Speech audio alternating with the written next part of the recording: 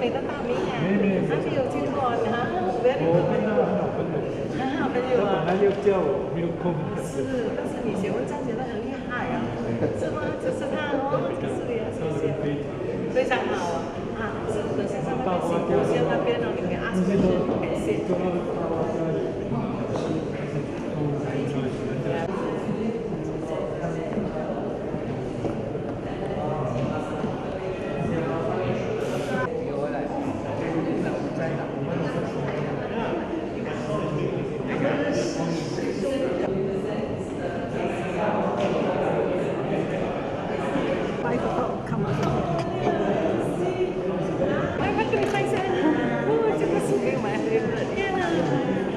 写得很好，我没有看过对啊，是我先生写得很好啊。他站在我后面现在很喜欢重要的。Chief editor, writer, you will say for us. Okay, how? It is a big character.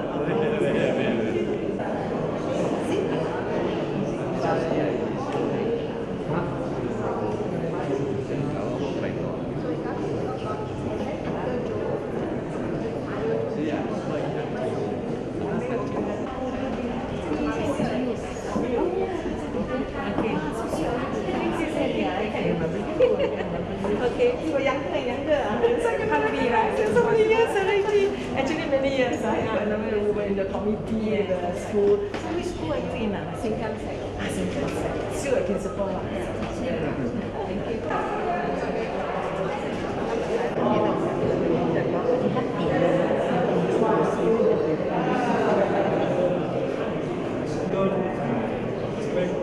Became popular because more modern. Are you serious?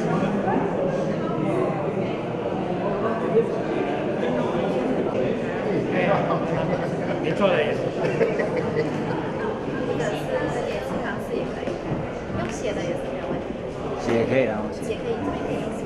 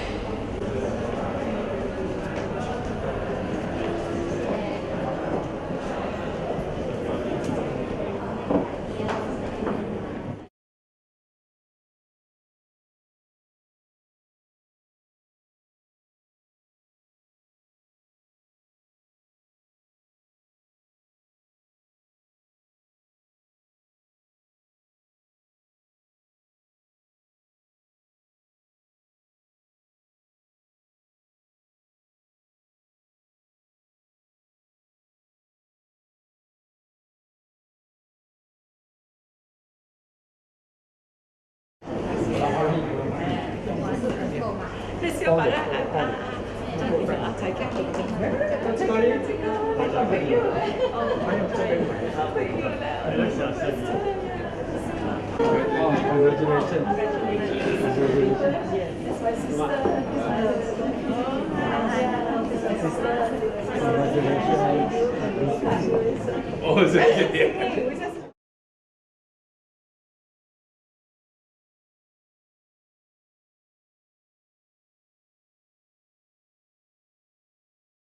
Now, tonight we're going to have this topic, and this symposium is being moderated by Mr. Lo Si, who is the director of the National Gallery Singapore. He's the moderator. We have the panel of speakers, who is Mr. Loh Ki Chun, who is an art historian and critics, Mr. Kwok Kien Chow, who is an art advisor and a writer, Dr. Heng Chai Kien, who is a professor, Dean, School of Design and Environment, NUS, and last but not least, Dr. Winston Ho, who is a watercolor artist and art lover. So, without further ado, we will start the symposium with the moderator, Mr. Loh. Up to you. Hello, good evening, everyone. Welcome to today's symposium, really held in conjunction with the exhibition and the book launch that will happen very shortly. We have a very diverse panel with us today who are able to share with us greater insights about the artist, the late Fang Changqian. What I propose to do is to really introduce the speaker as they come on, and we'll be following the sequence up there, starting with Kien Chow. And my job actually this evening is very easy. I'm the timekeeper, basically. We have to go back to the main hall at about 7 p.m. for the book launch. And so therefore, each speaker, I would like to ask your cooperation to keep your talk to about 10 minutes. So then that will leave us for another 10 minutes towards the end for questions and answers from the floor, right? So without further delay, our first speaker is Mr. Kwok Kien Chow, art historian, senior advisor to the National Gallery, as well as, of course, the museum director who was responsible for organizing Fang Changqian's retrospective exhibition at the Singapore Art Museum in the 1990s. So may we now invite Kien Chow to share with us.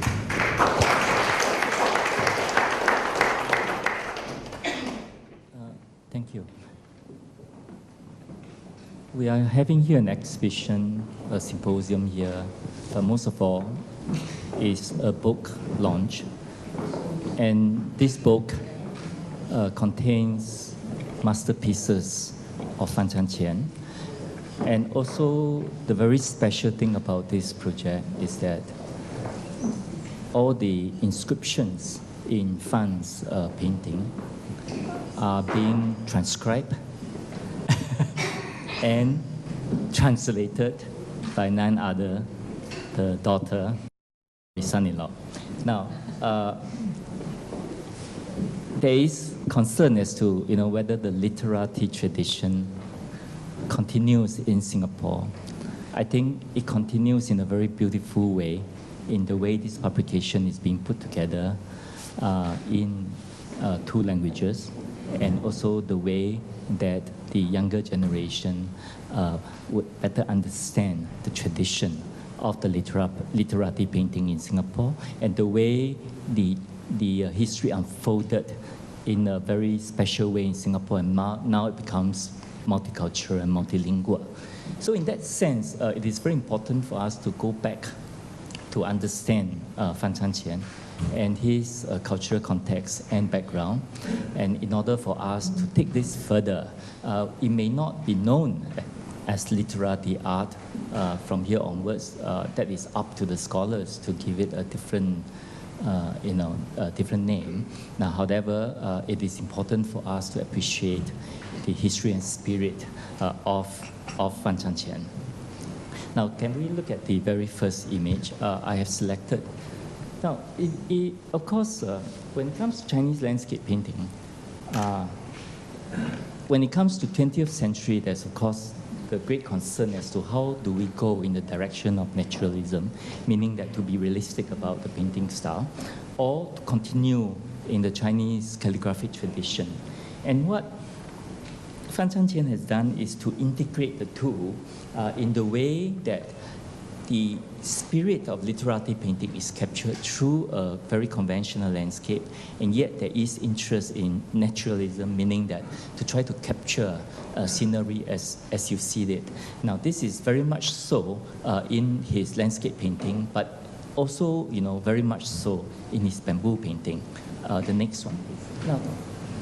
Now, Fan Changqian was very much a bamboo painter, and he has is known by gardener of Yuanding as his name. And the idea of bamboo for Fan Changqian is very much the idea of art instruction, very much a kind of a cultivator, a continuation of culture. And this is very much said by one of his students, Choi K, who said that learning from Fan Changqian, he understood the importance of not just creating or painting art, but also continuation of a tradition. So he says, 从业范昌前承受海派艺术传承，在日后创作上呢，有如盘之积淀。So this provided the younger artists a foundation in painting and in the continuation of the literati tradition. 这不只是一个画派所专有的这个根基呢，所属有的一个根基，但其所涉猎者竟是中华文化之宝藏。So it's a continuation of Chinese tradition, it's a continuation of Chinese aesthetics. 诗词的涉猎也开拓我日后对作品中意境的掌握。And the understanding of 意境, which is a realm, a kind of aesthetic realm that the artist should try to achieve, is done through understanding and the instruction of Fan Changqian's teaching. Now, so Fan has said that,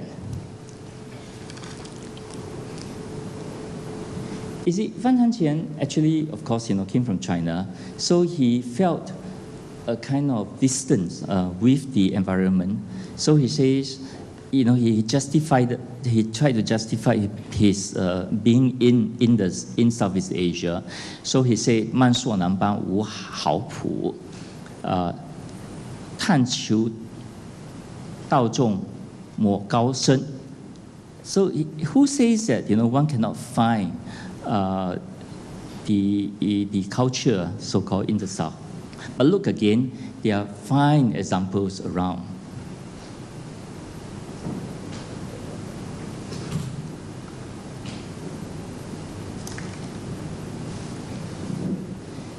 And Fan has a certain sense of history and tradition, and hence he said, 胸穷品物无古今，笑对实情风不同。Treasure the past and present subjects equally, smile to face all different situations staunchly.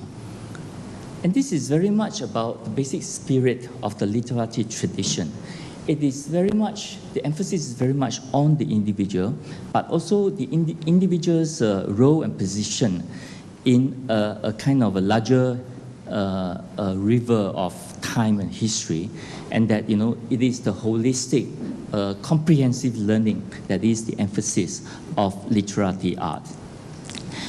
It is further an integration of different forms of art that it must include calligraphy, also poetry, as well as seal carving as a kind of a comprehensive total art form that is expressed not just through the painted imagery, but also these other art forms coming together in an integrated way. You see, Fan Changqian spent about half his time in China and half of his time in Southeast Asia and in Singapore. And he was very much concerned about how to continue the tradition to bring, even with the kind of physical environment that one could no longer see in China. And he resolved all this by accepting the physical environment in Southeast Asia and in Singapore and taking this further. And because the literati instruction is based on a kind of a personal teaching, and for about 20 years of his life, he started giving instruction in a private studio. And this is when, he actually taught one whole generation of artists in Singapore. All the major ink painters in Singapore actually came from this kind of a cultural context, this kind of aesthetic value that Fan Changqian imparted.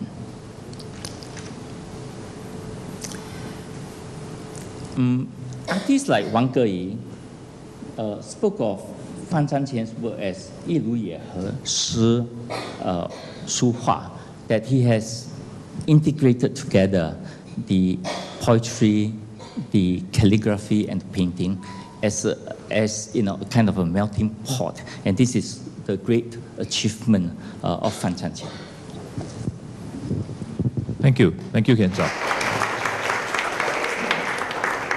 The next speaker that we have is Professor Heng Chai Kiang, and he comes from the School of Design and Environment, but more importantly, possibly the last student of Fan Changqian. So I think we'll be able to hear from him much deeper personal insights to a number of Fan's paintings. Yeah, Professor Heng. Good evening.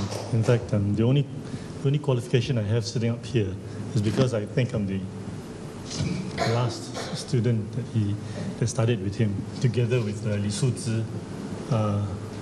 Suzhi is somewhere here. Yes, she's there. I think we were studying together. Unfortunately, when I asked Mr. Nai, I said, how long did you study with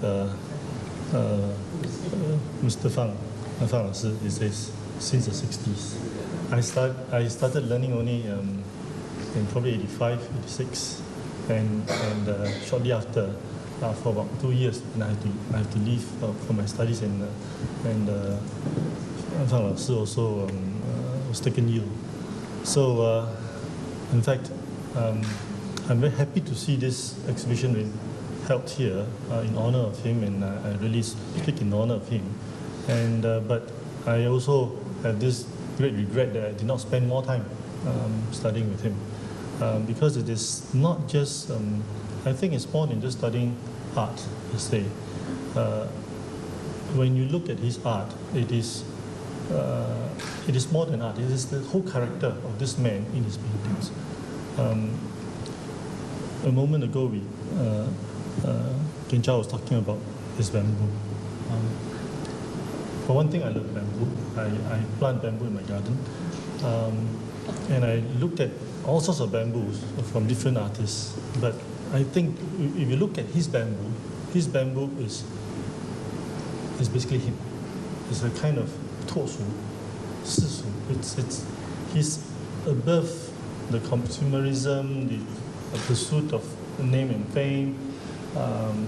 And so if you look at his painting of bamboo, there's this. It's very difficult to explain. You look at his and you look at others. The others, there'll be, especially towards the later part of his life. When I studied with him, it was really towards the later part of his life. And he's very personal in teaching you. He'll paint, he'll show you how to paint it, and explain to you, of course, the techniques of doing it. But I think more than techniques is the way he also, he basically does it. Or when he was teaching us, he did it as if he was improvising all along. So, in fact, I would say that it's really, when he was painting it, it was just improvisation. Improvisation with, I don't know whether you agree, but with the kind of freedom that is of course acquired over an entire lifetime. So we always say it's basically a whole lifetime in 10 minutes. A painting like that may take him 15 to 20 minutes, or the bigger one a bit more. But there's a whole lifetime of cultivating this skill, but also the character that goes with it, and that extra 15, 20 minutes of it. Very later on, when you look at well, let's move to the next painting. Okay. if you look at all these paintings here, for example, the bamboo again, there is, in its composition, very typically would be these very skinny bamboos, sometimes contrasted with the fatter ones. The bamboo stems are absolutely amazing. They are rendered in all the 3D effects of light and texture. And usually this is more typical of his bamboo, which is a combination of both the dense and the less dense. But out there is one very atypical painting where somewhere out in the towards the front, where you don't see this dense and dispersed. So let's call it dense and dispersed. But instead, the painting that is out there, which I've not selected, is far more evenly distributed. I think that was deliberate, very, very deliberate. The reason I chose this set of paintings is because of again, it is black and white, showing a kind of, again, I would say, I can only say his paintings are completely Tosu. There's nothing of the commercial world in it. It's this literati standing above everything else, not concerned about pursuit of fame and glory. Can I have the next one? Yeah. I chose the next one because of its special composition also. Well, from my two years of experience with him, he painted very few paintings of bamboo drooping down, few. I personally had one that he gave to me, which is a very dense growth of bamboo, all drooping down with a few birds, a few sparrows flying through it. It was in the other catalogue in the 90s.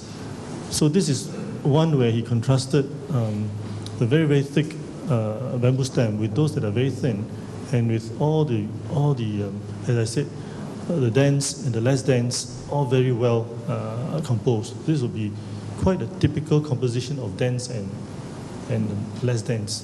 But again, the composition of the bamboo in this particular angle is far less typical. Yeah. Let's move to the next one. I mean, when I look at this, I'm just speechless.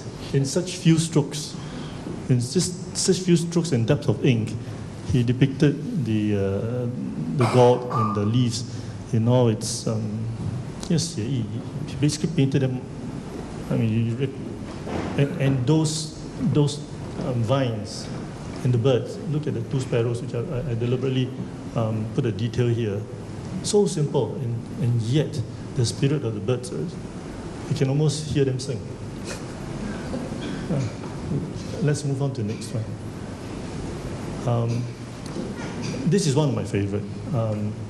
In fact, I've seen one set of 4 where he showed different birds in different, well, this is one of them, and there was one with the Parker, the myna. All of them so atmospheric, so intense.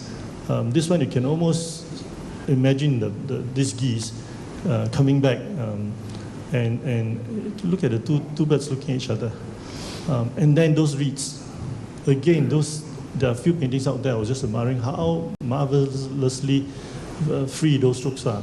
In fact, the one with the heron out there, it's almost like an abstract painting. If you look at the reeds and the strokes, the brush strokes. And he always taught us how to control the moisture of in the stroke to achieve a kind of ren, the quality of ren. How do you pronounce? How do you talk about ren? Anyway, can I move to the next one? This fish. Again, I think this is towards the later part of his life. Again, very, very few brushstrokes, and you can see those fish swimming through those seaweeds, water weeds. Everything is there. I mean, there's no depiction of water. You don't need to. It's just the depth of ink, the different shades of gray, and sometimes a little bit of blue. And the fish, again, looks as if they're swimming. But unfortunately, these are things that I see in his paintings, but never learned from him. Can I look at the next slide?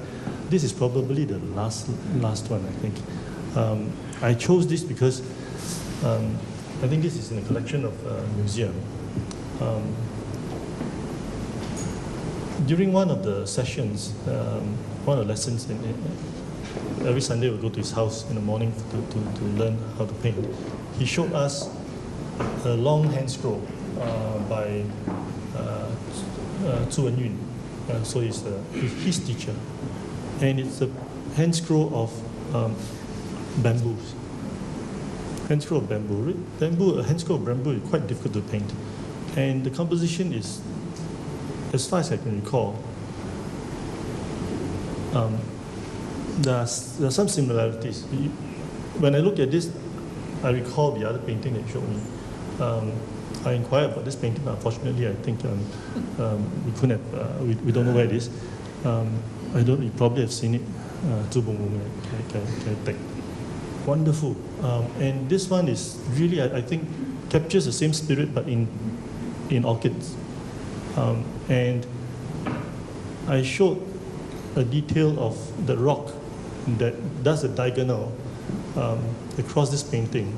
Basically, when you roll that, I mean, if you were to read a hand scroll, you unscroll it, but of course, when you unscroll it, you can then see how your eyes are being led from one register in the painting up to another register. So from one corner of painting, it brings you up and then come down again. So I think it's, again, a compositional element that he used, a device that he used.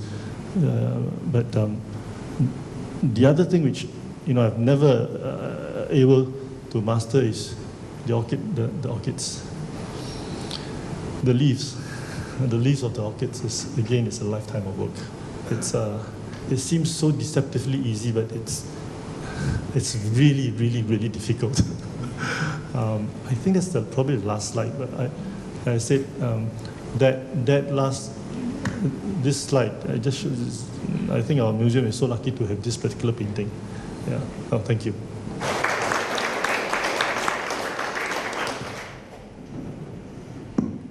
Well, thank you, Chai Kiang. We would now like to invite our next speaker, Winston, Dr. Winston Oh, a noted philanthropist, arts lover, watercolor artist. And he's going to share with us a very different paintings and analyze them from the perspective of watercolor painting. So we look forward to your talk. Thank you. Thank you, Siwi. I'm not quite sure why I'm being asked to speak on this panel, because I'm a watercolorist and I'm not bilingual. And here I'm amidst these erudite and eminent painters and academics. So I asked Teresa why she asked me and insisted that I should participate. And she said, Dr. Oh, you remember 20 years ago, I brought my mother to see you in your clinic, and I showed you some of my father's paintings. You looked at them, and you said, after a while, Teresa, these are the works of a master Chinese brush painter. I never heard of him before, don't know him. But there you go. Why are you keeping this vast collection of his paintings at home and not offering them to the Singapore public to appreciate, to enjoy his wonderful work and his legacy? So after 20 years, Teresa now says, yeah, there you go, you see. So I'm rather relieved about that. But that doesn't still solve my problem. Why am I sitting here? So I sort of thought about it, and I decided I'd tell you something about what Teresa wanted me to say, a different take on Fan Chen-Tian's works. So first of all, let me start off by saying I was asked to select two of his paintings, and which I liked. And the first one is this of the prawns. Now, why is this so special to me?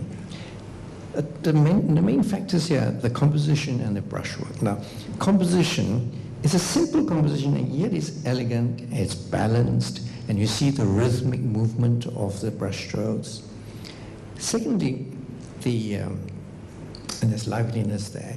The brushwork, if you look at it, this painting has been done of 4 prawns, all in different postures and movements, with a very few brush strokes. And every single brush stroke is expertly done and no mistakes done. And the way he did the prawn's bodies, the quick brush strokes like this, loose brush strokes, and the legs, the prawns look alive. It looks as though they're crawling over the paper. And that struck me as such a fantastic painting. Next one, please. My next choice is this orchid painting. Again, I was struck by the composition.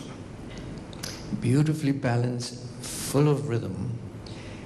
And the brushwork, now if you look at every single leaf of the orchid, it's absolutely correct, no mistakes. And each in different postures, different shapes, different tones. And every single one plays a part. And this is the master. I mean, you and I might do 3 of them looking good, but how do you do about 20 of them like that? Everything perfect. Absolutely marvelous. So brushwork and composition. Next slide. So I'm going to try quickly to make a few points to you to explain why, even as a watercolor painter, I'm able to appreciate the work of a master brush painter. Next slide, please. Now, I will start off by giving you a few examples of English watercolors, 20th century. This is how watercolors are trending towards these days.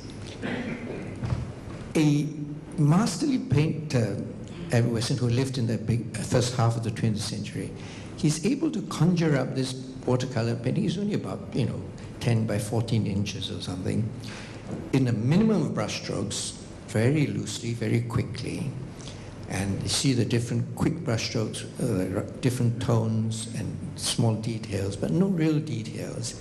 And yet here is an image of a cold winter's day with some trees in the middle, some fencing, and a river. And it's all done by a minimum of brush strokes. Next, please.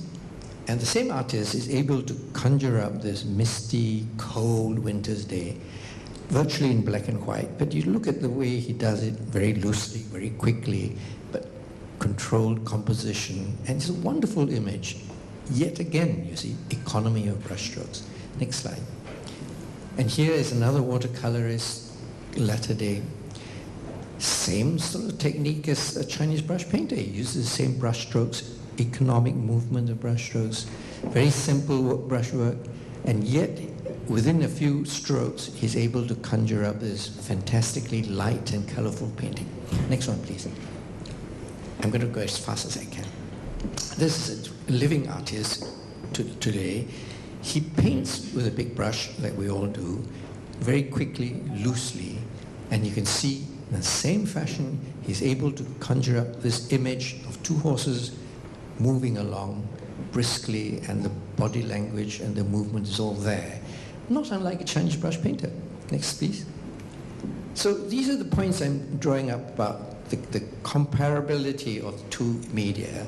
The composition is very important, always important in any artwork. The quality of the brush strokes and the economy of brush strokes, ability to paint an image with a minimum of brush strokes. Please, next one. Now, I'm going to go a bit further and show you the comparable instruments we use as painters. Brushes. Next one. These are the brushes that I use and a lot of British artists use. And you see how similar it is to the Chinese brush painter. The main quality properties of these brushes is it's got to have a fat belly to be able to hold plenty of water, and they have to come to a fine point so you can maneuver and create different images with a single brush. Next one, please. And this is how Fan Tian does these bold, brisk strokes of the leaves of this palm tree. There's so much life in it, and it's variable in tone, and no leaf are the same, no 2 leaves are the same. Next one, please. And here, the British artist does it with a similar brush, bold, rapid paint brushes, no detail. And here you have this wonderful composition with the image of 2 horses running along on the seashore. Next, please. Now, this is Fan Tian's painting of a hen, and you see the body of the hen is black and gray washes, maybe 5, 6 strokes of the brush. Next one, please. And here is John Yarley, the same artist we just looked at, and he paints his geese, again, is virtually black and white, in about 5 or 6 strokes. So you see the similarities coming out. Next, please. Now, pigments. Next, please. The paints that we use are actually comparable. They're water-soluble paints, dissolve in water, and you put the paints on in bold strokes, washes, or more detailed flowers like this, and the leaves. Next, please. And a British watercolors, another one, early 20th century, same brisk brush strokes, same application of the paint to give you the image of roses with a minimum of brush strokes. Next, please. Now, paper format is another aspect. You see, Chinese brush painting obviously originates with the scroll fashion of your paper, because of Chinese calligraphy. Is the shape of the paper, or the format, I call it, determines the type of compositions you can make, you see, which is why Chinese paintings are so unique, because they have these long formats, which Western painters, watercolors don't normally use. Next, please. Now, in his latter years, I noticed that Fan Zheng was painting quite a lot in these smaller versions, but in the conventional portrait shape. And you see how his compositions are changed. You see, more like the paintings that the Western painters do. Next, please. So the format of the painting is important, you see. And here is quite a well-known watercolorist, no longer alive, but he adopted this upright composition and uses simple, almost like a Chinese brush painting composition. He, incidentally, is very famous for his nubile Spanish nudes, but that's beside the point. Next one, please.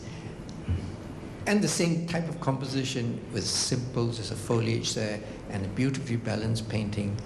So you see what I'm trying to get at. Next, please. So finally, I will quickly touch on the paper. Now this determines how we paint, you see, and how Chinese brush painter paints. Basically, we use the same paper. It's a natural paper. Chinese rice paper, watercolors, you use cotton often, cotton rags. The difference is the gelatin. Now, Chinese rice paper is very thin and it's very absorbent. It's like blotting paper. You put the paint on, the water sinks in straight away and the paint is deposited there. You can't do much more with that layer of paint. In watercolors, the gelatin is a water repellent. So what you do is when you're mixing it to make the paper, it lets the water sit on the paper without sinking in so fast. Now this layer of water on top is very important. Next, please. And with putting on pigments onto a wet paper surface, which is not sinking in so fast, you can maneuver different colors of pigments on the paper to get different colors, different tones, and you get this soft, misty effect. Next, please. Similarly, this is a painting in Bali. You see the sky colors, and they're all blending smoothly into each other. And in the sand, there's the different colors of the black sand, and you know, this volcanic sand. All the colors just quietly blending in. You can't do this in Chinese brush painting because the water just sinks in, you see. So next, please. So what I'm just showing you the different colors blending in the shadows of these things and the ceramic pots. Next, please. So now coming back to Chinese brush painting, you artists are cleverer than we are, you see. Now, because you cannot mix paints on the paper, you mix your paints in your brush. So you see, doing the bamboo, Professor Heng will vouch for me, you use the brush like I showed you the fat belly, you put the dilute ink in the middle of the brush, in the belly, then you put the strong ink, black ink at the tip of the brush, and when you brush it along like that, you got your bamboo stem, all in one stroke. Because you can't maneuver the paint, it all could be done in one go. Next slide, please. And more or less the final slide. Now, if you look at the foliage, the green leaves and the flowers, the green leaves have different colors in it. A grade of yellow and green and then black. That's all done in one stroke because the artist, because of the limitations of paper, he puts the yellow in the belly of the paint brush, a bit of green, and then he puts black in the tip. So when he does that stroke, it all comes out in different colors, one stroke. Because you can't mix, it's all done in one go. It's much cleverer than us, you see. much more skillful. Same with the flower petals. Now, if you look at the foliage in the middle, there are two colors there, but you can see they're distinct because they have to be laid down one after the other. You can't mix them on the paper. That's only a subtle difference. Basically, it's the same pigment, the same technique, same brushes. All right? So that's probably the end of that, isn't it? It's no more. Yeah, thank you. So then now you understand why, as a watercolorist, I'm still able to appreciate the subtleties and the elegance and the skill of this master painter, Fan Xiantian. I thank you. Thank you, Winston. And I guess to bring this symposium to a full circle, we now go back to Mr. Nai Swee Ling, one of Mr. Fan's oldest students, had studied with Mr. Fan as a young student in Whampoa School, and then subsequently was an ongoing student visiting Mr. Fan at home. So could we invite Mr. Nai to say a few words? 赖老师。大家晚上好，主席好，还有范大姐都好啊。今晚听了很多专家的对我老师的分析，我们得益匪浅，谢谢你们，谢谢。我今天是2个身份的代表，一个身份是刘其俊先生，他本来是今晚的也是参与这个讲座的人，但是他很对不起，他临时有事在越南，所以他要我代表他向各位道歉，说声对不起。另外一个身份呢，我是代表范老师的学生，因为今晚来的学生也可能不少，所以我想讲几句话。这个我们的这个学生里面当时是分成几批，就是几个时期。那个我是属于第2期的吧，还有刘韵这些。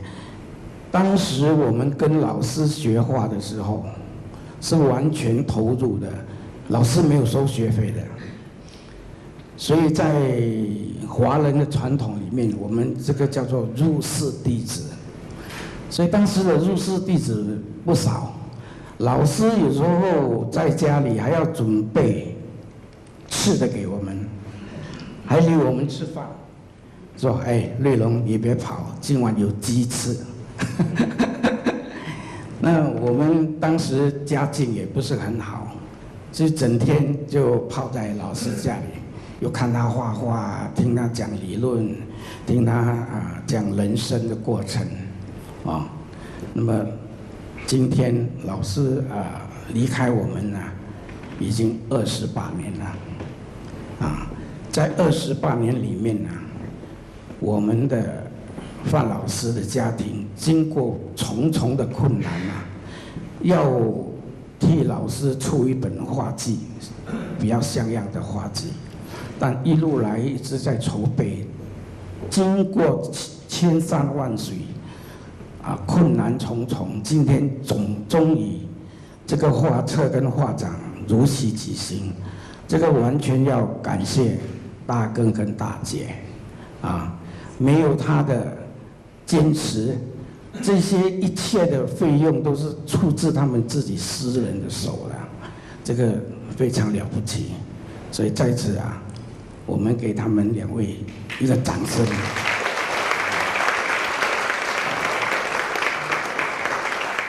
那么，在我们当时的学生里面，第一批的有林子颖，还有黄富正，他们是中正学校的。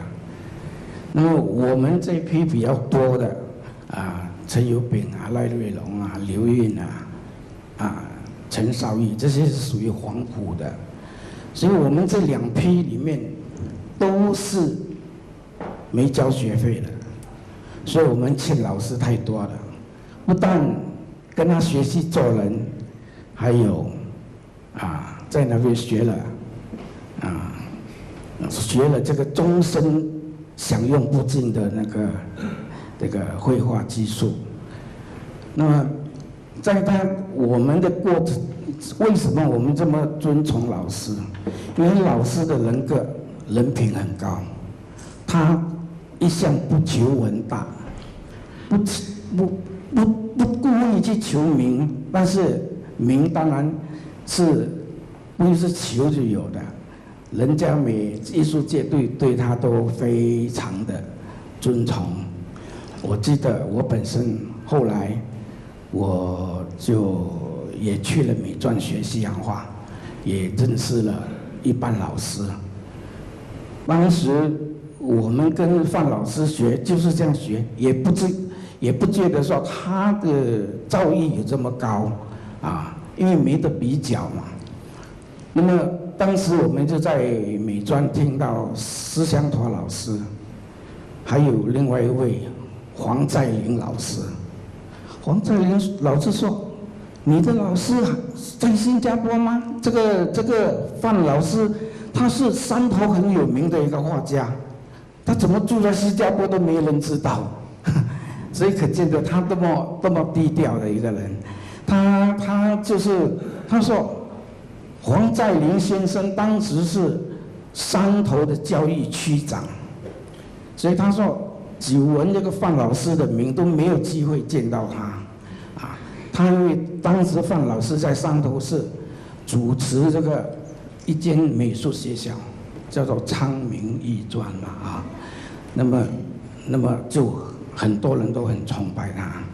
那么后来因为战争的关系呢，辗转之间啊，香港啊、泰国就来到新加坡，那么范老师对我们学生，他慈爱又严格，人品是绝对不能够稍微差错的，所以他在画画方面啊，他追崇的是最高的境界的东西。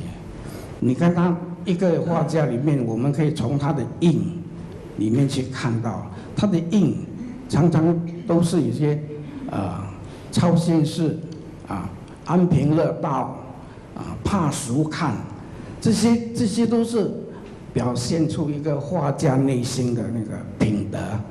所以范老师这么难得的一位老师，我们同时也无形中这些学生也跟他家里建立了非常密切的关系，所以今天范老师能够如期的举行这个画展跟新书发布会，我想这是一个最好最圆满的开始。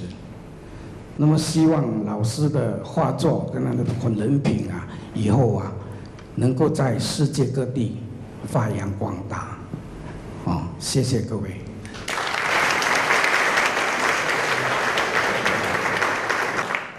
Thank you, Mr. Nai. Maybe I just provide a very brief summary in case for our friends here who are not familiar with Chinese. Well, essentially, Mr. Nai was one of Fan Changqian's earlier students. He recalled that essentially Mr. Fan's students were from two batches. His early students from Zhongzheng when he was teaching there, and subsequently when Mr. Fan was teaching in Wangpo Secondary School, another group of students started to study with Mr. Fan.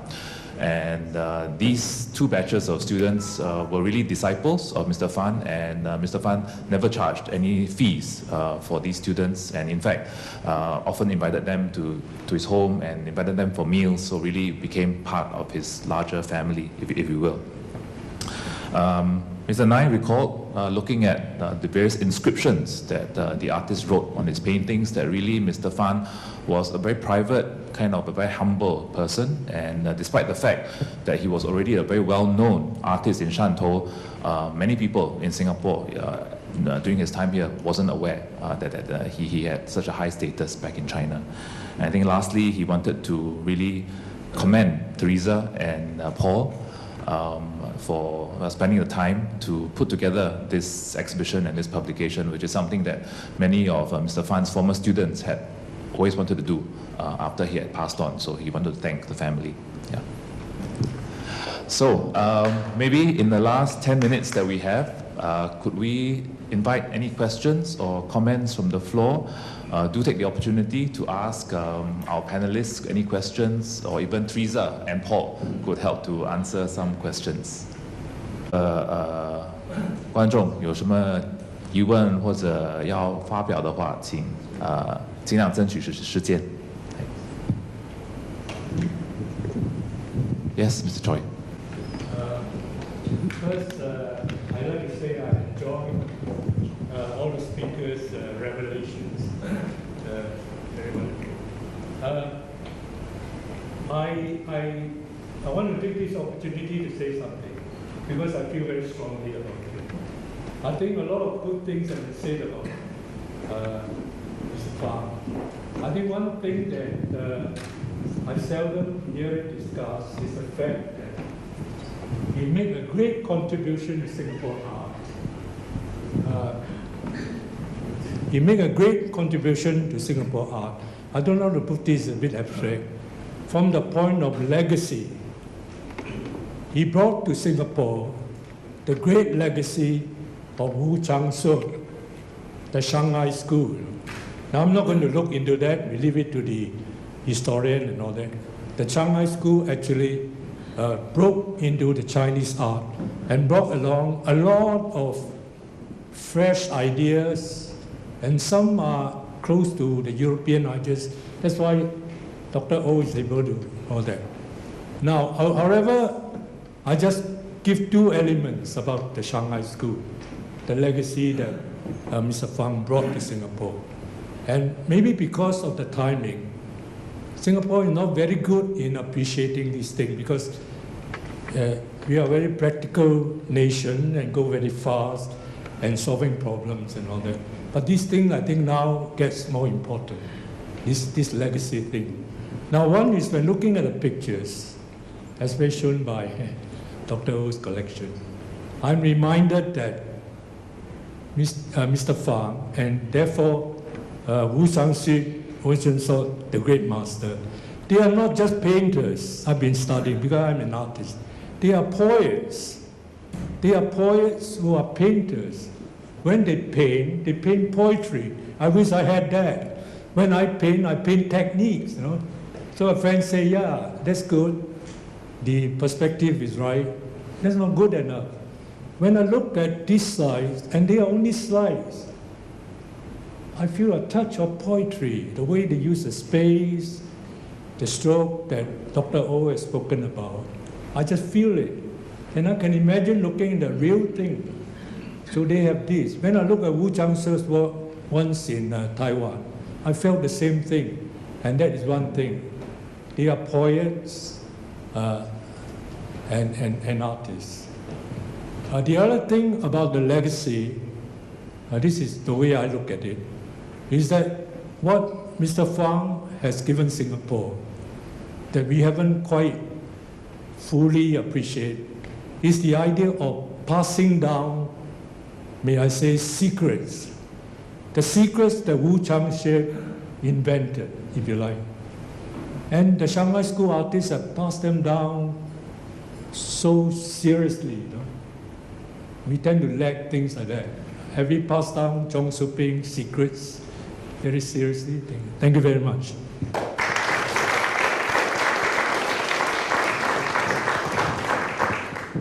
Maybe we have time for one more question or comment. Anyone else from the floor? One of the great things coming out from this publication really is the rediscovery for me of Mr. Pham as a poet. I think he's probably the last of his generation to be able to compose in classical Chinese, and even amongst the pioneer artists of Singapore, very few could compose original Chinese classical poem, and he was one of these rare individuals who could do so.